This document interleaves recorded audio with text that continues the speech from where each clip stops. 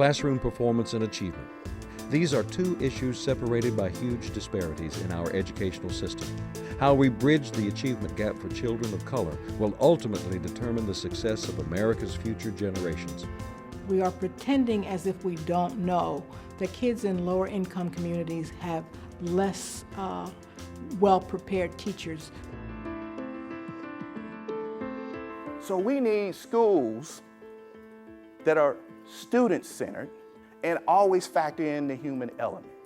So we need to adapt to the students rather than always want the kids to adapt to us.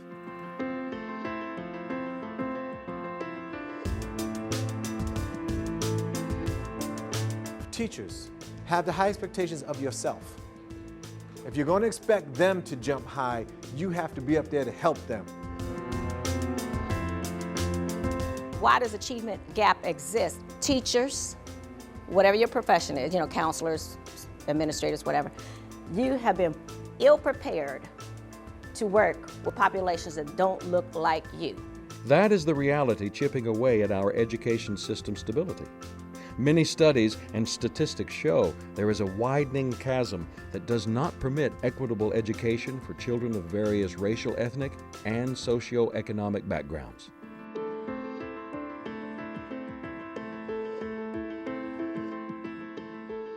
When you take unstandardized children from unstandardized backgrounds and unstandardized systems and give them a standardized test to determine their future, you can either determine that we have lost our mind and we're just too stupid to understand what it is we're doing. My goodness, why would we do that? Sounds so ridiculous. Or you can conclude that there's something about that that's quite deliberate.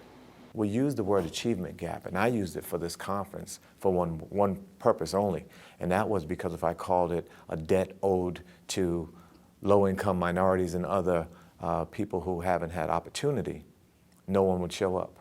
Leading researchers from Vanderbilt University's Peabody College invited other education thought leaders to share real-world strategies with educators.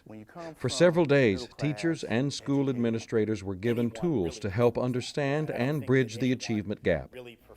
So rather than focusing on telling people to catch up, I think we have to talk about how we will begin to pay down the mountain of debt that we have amassed at the expense of entire groups of people and their subsequent generations.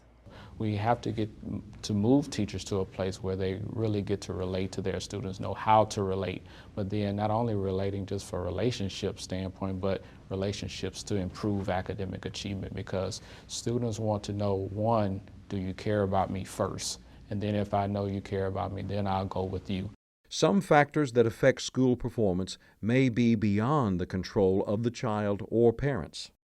The achievement gap begins in the mother's womb, before they even come out.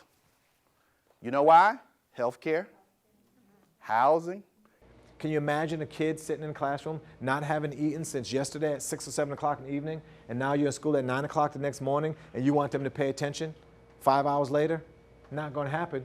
They're waiting for lunch. The data and support are there for educators, school administrators, and communities to begin closing the achievement gap.